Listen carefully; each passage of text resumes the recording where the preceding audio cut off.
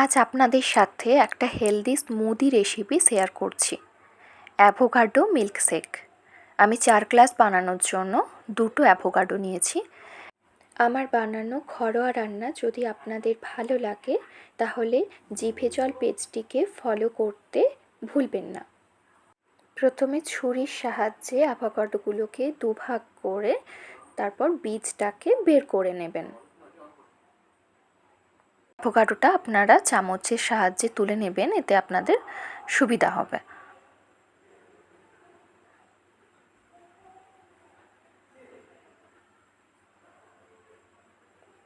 আমি সবগুলো ছাড়িয়ে নিচ্ছি। আপনারা যারা হেলদি স্মুদি খেতে পছন্দ করেন তাদের জন্য এই রেসিপিটি খুবই আইডিয়াল।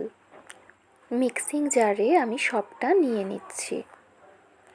এর ওপর দেব 1 মুঠো কাজু বাদাম,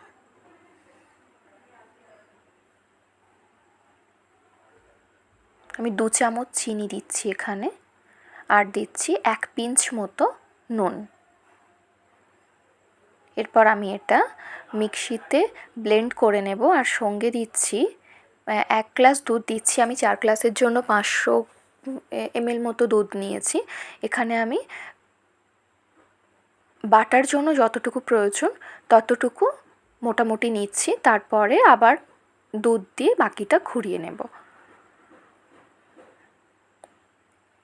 মিক্সিতে ঘোরানো হয়ে গেছে।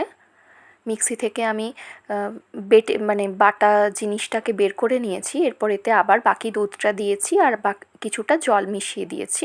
তারপর আমি গ্লাসে সার্ভ করেছি। আমি 2 চামচ চিনি দিয়েছিলাম, আপনারা আপনাদের পছন্দ মতো চিনি যেমন মিষ্টি খান সেরকম দিয়ে দেবেন। আর আমি সার্ভ করার জন্য ওপর থেকে দিচ্ছি অল্প বিট নুন আর দিচ্ছি অল্প একটু গোলমরিচ। আপনারা চাইলে সামান্য একটু চাট মশলাও ওপরে ছড়িয়ে দিতে পারেন। আমি এভাবেই সার্ভ করেছি। আমাদের বাড়ির সবাই তো খেয়ে খুব খুশি। আপনারা দেখুন আপনাদের কেমন লাগে।